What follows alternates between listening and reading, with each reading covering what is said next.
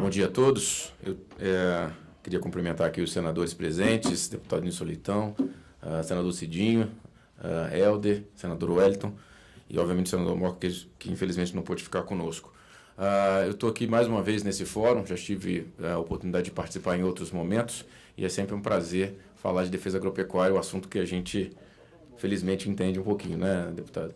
Eu fiz alguns slides aqui para nos orientar, mas eu acho que a mensagem que a defesa agropecuária precisa passar já foi contextualizada de maneira geral, tanto pelo senador Moca, do ponto de vista de importância econômica, quanto pelo Helder, sob o ponto de vista dos insumos legislativos. Acho que ficou muito bem colocado, Helder, essa estratégia aí legislativa, que é um dos alicerces importantes para a questão da fortaleza da defesa agropecuária como um todo. Os meus slides eles são só orientativos para que a gente possa ter um norte do que a gente está discutindo aqui hoje, para poder entender o momento atual que nós vivemos agora nessa década do século XXI e o que aconteceu 100 anos atrás, mais ou menos 100 anos atrás, que nos trouxe até aqui, né? Nós temos orgulho, né, de também ter sido criados como Secretaria de Defesa Agropecuária pelo mesmo ministro que criou a Embrapa. 44 anos atrás a Embrapa, 40 anos atrás a Secretaria de Defesa Agropecuária, pelo mesmo ministro Alisson Paulinelli. E por que isso aconteceu? Não é uma casualidade, não foi por acaso que isso aconteceu. Porque havia um plano estratégico 40 anos atrás, na década de 70, para que nós deixássemos de ser importadores de alimentos e passássemos a ser um player importante, principalmente para a questão do abastecimento doméstico, abastecimento nacional. E assim conseguimos, 40 anos depois, não só atingimos os objetivos de abastecer a nossa população, né, mas também conseguimos importantes excedentes exportáveis, como mencionou aqui o senador. Nós somos hoje um player importantíssimo do agronegócio internacional, cerca de 20% do que nós produzimos do ponto de vista de agronegócio nós colocamos fora do Brasil, né? Colocamos para mercados importantes, consumidores como os asiáticos, né? E 10 em cada 10 empresários querem vender cada vez mais para a Ásia, porque lá estão exponencialmente o crescimento da população, o crescimento do consumo, né?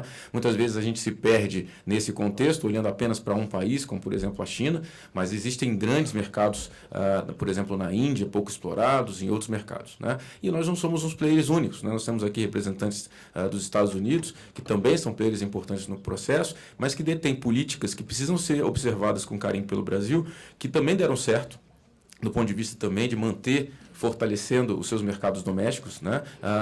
Olhando com atenção para os mercados internacionais, mas valorizando também os seus mercados domésticos. Isso é uma coisa que eu gostaria de ressaltar bastante. O mercado brasileiro, a população brasileira é uma população significativa, nós somos 215 milhões de habitantes, então o mercado doméstico não é desprezível e precisa ser olhado com atenção sobre a ótica que a gente está tendo da defesa agropecuária. Vamos ao próximo. Então a ideia é contextualizar isso para vocês. Só para dizer que defesa agropecuária é um bom negócio. Não tenho dúvida disso, né? Eu estou usando até uma metáfora, adaptando umas piadinhas que as pessoas fazem, que é o melhor negócio do mundo, petróleo bem administrado. O segundo melhor negócio do mundo, petróleo mal administrado. O terceiro, sem dúvida nenhuma, a defesa agropecuária. E por que eu digo isso?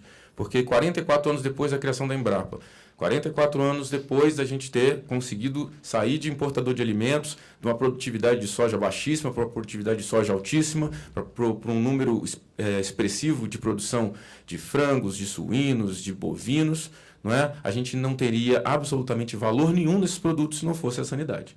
Então, um produto produzido sem qualidade, sem sanidade, não vale nada, né? Então, é um bom negócio. Nós fizemos alguns levantamentos científicos, estatísticos dentro do Ministério da Agricultura, né, para poder entender quanto vale, não é quanto custa a defesa agropecuária, mas quanto vale a defesa agropecuária, né? A defesa agropecuária é muito complexa, eu vou falar para vocês o tamanho do meu desafio como secretário de Defesa Agropecuária, o tamanho da nossa secretaria.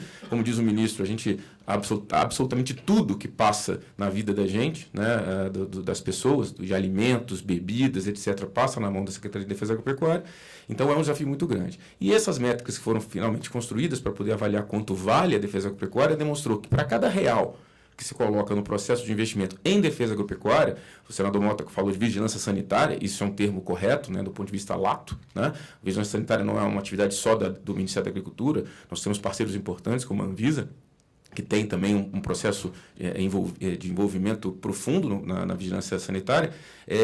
Esse investimento vale a pena. R$1 investido em defesa agropecuária, em vigilância sanitária, retorna aproximadamente R$67 para o povo brasileiro, para a agricultura brasileira, diminuindo externalidades, como, por exemplo, a gente estava comentando, tuberculose. Né? A tuberculose é uma patologia que pode ser transmitida, por exemplo, por alimentos contaminados, seja leite cru, seja um controle pouco efetivo, por exemplo, em carnes, né? Com rebanhos que estejam contaminados. Nós temos programas para a brucelose e tuberculose que tentam diminuir essas externalidades, mas normalmente temos fracassado, teoricamente, por falta de uma série de políticas públicas, e eu não posso deixar de dizer que o investimento é fundamental para que a gente consiga atingir esses objetivos. Então, é um bom negócio? É. A gente consegue retornar benefícios para o setor brasileiro? Sim. Conseguimos reduzir externalidade? Sim. Então, quando se diz que investimento em defesa agropecuária é investimento em agropecuária, em agricultura, nós estamos protegendo a saúde das pessoas também, fazendo todo esse contexto acontecer. Né? Existem paradoxos, muitas vezes de discurso, ou seja, as narrativas utilizadas muitas vezes não coadunam com a política pública macro do governo federal, como, por exemplo, o estímulo que a Organização para as Nações Unidas e que a OMS faz do consumo de frutas e hortaliças, paradoxalmente sendo colocado também com uma divergência com relação a eventuais contaminações, no mau sentido de resíduos de agrotóxicos. Ora, resíduos de agrotóxicos em alimentos não são contaminações. Né? São, obviamente, consequências do uso, muitas vezes correto, daqueles produtos e com uma vigilância ostensiva dos órgãos federais, seja a Anvisa, seja o Ministério da Agricultura, para o seu bom uso no processo. Então, o que eu quero dizer é que existem mitos, né, que muitas vezes se tornam verdades e que satanizam muitas vezes o agronegócio, né, diminuindo vamos dizer assim, a perspectiva de que nós, de fato, estamos fazendo o bem para o Brasil. Então, alguns números são importantes de colocar. Nós temos aproximadamente, tá, para vocês entenderem, os números são muito grandes quando se fala do ponto de vista absoluto, mas quando a gente olha do ponto de vista relativo, a gente descobre que é muito mais competitivo do que a gente imaginava. Né? Do território nacional, 61% do Brasil, 61% do Brasil é preservado. O ministro Blário gosta de falar isso com ênfase em todos os seus discursos. 61% do Brasil ainda está intacto, do jeito que Cabral encontrou. Apenas 9% do território brasileiro, 9%, tá, é dedicado à agricultura. Seja ela cana, seja ela soja, seja ela algodão, seja ela cítricos, né, laranja, 9%. 21% aproximadamente pecuária. E essa pecuária, obviamente, aos poucos, com a concentração, né, com o confinamento, modelos de confinamento são mais sofisticados e mais produtivos, mais rentáveis, você vai migrando essas áreas de pastagem muitas vezes para a própria agricultura, com a possibilidade de aumento sem derrubar uma árvore sequer. Isso, ninguém está discutindo se isso é bom ou se é ruim. Essa é a lei brasileira. E a gente tem que cumprir a lei brasileira. E a lei brasileira não precisa ser colocada como um peso para a gente. Isso pode ser um benefício para nós. Nós temos que introgredir isso no nosso discurso para que a gente possa ter valor, inclusive, na nossa comercialização internacional. Isso nós estamos tentando fazer. Há um desafio muito grande, eu acho que finalmente nós tivemos isso, um foco no Ministério da Agricultura, né, e no governo federal como um todo para a agropecuária.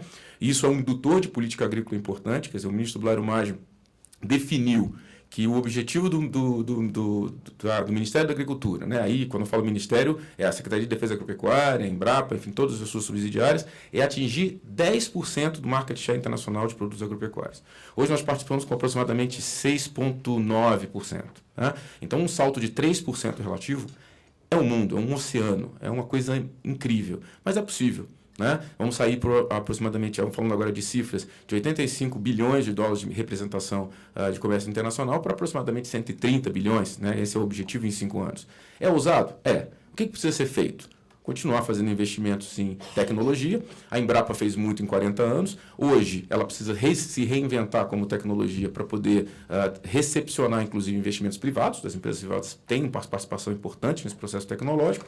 Só que, como eu comentei, não adianta nada a produção sem qualidade, sem sanidade. Então, nós temos que nos preparar também para poder dar as garantias, né, assegurar os processos, as certificações que são necessárias para que esses produtos cheguem à mesa do nosso consumidor com todas as garantias necessárias e cheguem à mesa dos consumidores internacionais com as garantias que nós demos até agora e com o sucesso que nós temos até agora. E os competidores não são fáceis, não são competidores quaisquer. Para vocês terem uma noção, a China, né, que participava muito pouco do mercado internacional, só de pensar em começar a competir internacionalmente já passou o Brasil com relação aos números, ou seja, é uma potência. Então, nós temos que nos profissionalizar, nós temos que deixar de de acaso, né, e nos organizar em termos estratégicos para poder atingir esses objetivos. E o primeiro passo foi dado, definir a meta. Né? Então, nós temos uma meta, temos um horizonte e assim vamos nos estruturando para poder atingir esses objetivos. Esses são números que eu acabei de mostrar para vocês, a participação desses mercados agrícolas internacionais, isso do ponto de vista histórico é importante, né? Como que a gente participa em cada uma das matrizes. O Brasil não é um player desimportante, é um player muito importante no processo, mas, de fato, esse é um ônibus cheio e que, se você quer ocupar um lugar ali, você provavelmente vai tirar alguém de dentro dele. Então, esse mercado internacional não é para amadores, como eu comentei, é um processo muito agressivo. E, para isso, você tem que ter substância, você precisa ter conteúdo para poder entrar nesse processo. E um dos conteúdos importantes, e é colocado como uma referência sine qua non para o acesso a mercados, é a questão sanitária. E digo mais, é a única questão que é legítima na negociação internacional. Fora das outras questões que são colocadas, ambientais, trabalhistas, que muitas vezes estão colocadas hoje para discussão, a questão sanitária é sine qua non. Alguém pode abrir ou fechar o mercado só se tiver a chancela ou o poder da autoridade sanitária instituída no país. E essa autoridade sanitária é a Secretaria de Defesa Agropecuária. Então, a responsabilidade dobra nesse processo. Então, além de dar todas as garantias, além de fazer todo o processo de fiscalização, além de fazer todo esse trabalho, ainda cai sobre os ombros da Secretaria de Defesa Agropecuária a responsabilidade de manter fechado, abrir, estabelecer os requisitos para o trânsito internacional de produtos com vistas a proteger nossas lavouras e nossos rebanhos de doenças e pragas, né? E permitir que a gente acesse com as mesmas seguranças os mercados internacionais. Então, é um desafio realmente muito grande e as participações internacionais, como vocês podem ver aqui, né? A percentagem do Brasil nessas exportações são significativas. O que é interessante do ponto de vista estratégico? Diversificar os mercados. Então, apostar nas mesmas coisas que nós vimos apostando até agora, provavelmente a margem para poder atingir os objetivos vai ser menor. Apostar em coisas diferentes, a possibilidade aumenta muito. Então, nós viajamos muito o mundo todo com o ministro Blairo, com a nossa equipe lá do Ministério da Agricultura, para poder entender as percepções, olhar no olho dos clientes internacionais e entender quais são as preocupações, como funcionam nos outros países, como é a cultura, o que eles precisam comprar, o que nós temos para vender, né, quais são as garantias que podem ser trocadas para que a gente possa, então, melhorar esse cenário, né, obviamente mantendo nosso share de participação nesses mercados, mas também diversificá-los. Tá? Essa é a ideia nós temos 1,4, como eu comentei, do mercado geral internacional e 6,9 do agro. A balança comercial, como foi dito aqui pelo senador Moca, é fortemente impactada pela questão do agronegócio, ninguém discute isso, mas o que tem que ser discutido aqui, né, de novo, é essa falsa percepção ou uma satanização, de fato, por parte da sociedade urbana, seja ela brasileira ou internacional, do que acontece no agro. Então, a gente tem tentado alternar, né, a questão da narrativa para permitir, então, a percepção mais real do que acontece no campo, para que a gente possa transmitir isso. E qual é a base desse conceito? Eu queria deixar isso claro. A SDA trabalha com um conceito pétreo, chama-se análise de risco. Né? Análise de risco é um conceito complexo, né, que envolve ciência, envolve autoridades regulatórias e envolve toda a sociedade como um todo. A ciência está aqui representada, a Embrapa está aqui, a academia, a universidade, ela joga luz científica sobre as questões, né, para que, então, as autoridades regulatórias possam fazer o gerenciamento do risco com a devida atenção, né, para aquele risco, e, no final, todos nós juntos, academia, indústrias, autoridades, possamos comunicar de maneira adequada o risco à população. E vários exemplos no mundo, não só no Brasil, de má comunicação do risco e de boa comunicação do risco. Os ingleses, por exemplo, fizeram uma péssima comunicação do risco na época da vaca louca. Não sei se vocês lembram nesse caso. É um exemplo nos livros de história de como não se fazer uma comunicação do risco adequada em cima de determinados temas sanitários. Né? O Brasil, durante muito tempo, foi assolado por questões ideológicas dentro das autoridades brasileiras, que também criavam falsos mitos do ponto de vista de risco para a sociedade. Então, isso é uma coisa que precisa ser desmistificada cada vez com mais intensidade. Né? Então, esse é um dos conceitos que precisam ser ditos. Né? Então, as exportações vão crescer, quer dizer, vão participar mais do processo de exportação como um todo, desde que a gente tenha, então, superado essas questões com clareza, essas questões de o que nós temos, qual é a qualidade que nós temos, onde nós queremos chegar e desmistificar principalmente esses mitos urbanos que assolam a agricultura. Esse aqui é o mandato da minha secretaria, a secretaria que eu comando. A defesa agropecuária tem um contexto, ele é muito amplo, né? Mas a gente basicamente trabalha com conceitos de sanidade agropecuária, como eu comentei, na vigilância ativa de rebanhos e lavouras para verificar questões de pragas. E eu posso dizer para vocês que eu tenho orgulho de estar à frente da secretaria quando declaramos essa semana os últimos estados do Brasil livres da febre aftosa. Foram 60 anos combatendo essa doença, essa enfermidade no Brasil, doença que já tinha sido erradicada nos Estados Unidos na década de 20, né? E agora temos uma meta mais ousada, porque me disseram, se você superou a aftosa agora, qual é o seu próximo desafio? Erradicar a aftosa nas Américas. E aí, para isso, a gente vai ter a parceria, obviamente, de outros países para poder tentar avançar nesse contexto.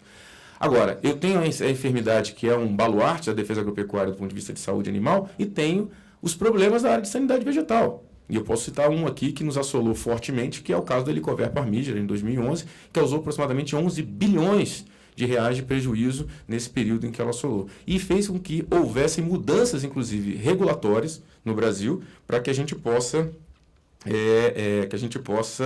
mudar o contexto da defesa agropecuária, a sanidade agropecuária como um todo. Além disso, a gente tem a questão das conformidades dos insumos, um dos pontos que nós estamos discutindo aqui, né? Temos que dar as garantias ao agricultor de que está sendo vendido, os insumos que estão sendo vendidos são de fato com qualidade, idôneos para poder assegurar o agronegócio. A qualidade e a segurança dos alimentos, como eu comentei, fazer sanidade agropecuária e também garantir a qualidade do alimento, né? A segurança do alimento também é mandato da Secretaria. E atingindo então o consumidor final, que é a nossa dona de casa, que é o nosso cliente final, né? Que faz o alimento, que coloca o alimento na boca de todos nós, né? Então esse é o grande desafio, mandato da Secretaria de Defesa. E aí, como eu comentei, nós estamos dentro de um contexto muito amplo de negociações internacionais e nos pesa a responsabilidade de ser o ente que abre e fecha as portas com legitimidade, com a única legitimidade possível nos acordos internacionais da OMC, que são as questões sanitárias e fitossanitárias. Notícia quente é que a gente está fechando o acordo com a União Europeia e o tema sanitário e fitossanitário foi um dos pontos que foi amplamente debatido, né, e colocado como um ponto nevrálgico no sucesso desse acordo, que vai possibilitar, inclusive, a ampliação dos mercados da União Europeia, não só para a ida, como para a vinda, porque é um mercado altamente deficitário para a União Europeia a questão de produtos agropecuários. Nós vendemos aproximadamente 12 bilhões de dólares por ano de produtos agropecuários para a Europa e importamos apenas 1,5, 2 bilhões de dólares. Então, é possível e necessário fazer, então, esse enfrentamento. Defesa agropecuária não é só um caminho de ida, é um caminho de dois lados, né? Nós temos um desafio grande pela frente, estava comentando, o Helder comentou aqui do marco regulatório, nós temos uma legislação anacrônica do ponto de vista desse último século, né, desses últimos 100 anos em que nós existimos como defesa agropecuária, desde a década de 30, quando o nosso primeiro marco legal apareceu na República. Então, isso aconteceu muitos anos atrás, num país totalmente diferente, com tecnologias diferentes, sem os organismos geneticamente modificados, sem as tecnologias de proteção de plantas que existem hoje, e, apesar de ser muito sofisticado à época, né, trazer os conceitos, ele está ultrapassado do ponto de vista científico e precisa ser modernizado. Como comentou também o Helder, nós temos hoje projetos mais modernos no Planalto, para poder seguir até o Congresso Nacional, do ponto de vista de sanidade vegetal. Temos discussões muito aquecidas sobre a questão dos defensivos agrícolas, sobre as questões de medicamentos veterinários, sobre várias outras questões no Congresso Nacional, e nós temos tentado, do ponto de vista do Executivo, mediar isso também da forma mais inteligente possível sobre a ótica, como eu comentei, da análise de risco. A análise de risco, de novo, é um conceito que traz ciência para dentro da decisão. Absolutamente todas as decisões regulatórias que nós tomamos na Secretaria têm como base esse conceito, né? E, de novo, eu preciso reforçar das pernas desse conceito, que é a comunicação do risco. Então, o gerenciamento é a minha responsabilidade, a avaliação a ciência faz, só que a comunicação somos todos nós. E eventos como esse fortalecem o processo de comunicação do risco, desmistificando, criando narrativas mais plausíveis, mais realistas, né, as questões que envolvem riscos ou externalidades com relação à agricultura nacional.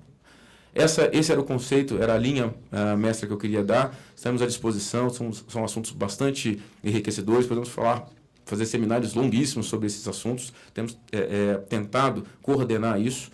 De novo, fico muito feliz de estar aqui mais uma vez, fico muito feliz desse ano, estamos comemorando 40 anos da defesa agropecuária. com um objetivo muito breve em vista, e o Congresso Nacional nos apoia bastante nesse contexto, de promover a Secretaria de Defesa Agropecuária, uma autarquia especial, né, saindo do conceito de secretaria que está hoje, mais alinhada ombro a ombro ao que a Receita Federal para poder dar o que o senador Moca comentou, mais autonomia financeira, mais sustentabilidade a longo prazo dos processos de defesa agropecuária, diminuindo os humores de orçamento, diminuindo, então, esses riscos, né, que podem ser, não os riscos para a defesa agropecuária como um todo, mas riscos para o Brasil. Né? Uma defesa agropecuária fraca faz com que os produtos não tenham qualidade, você tenha externalidades maiores à população e diminua o motor da economia brasileira, que é o agronegócio. A ideia era essa, de passar essas informações. Obrigado, estou à disposição.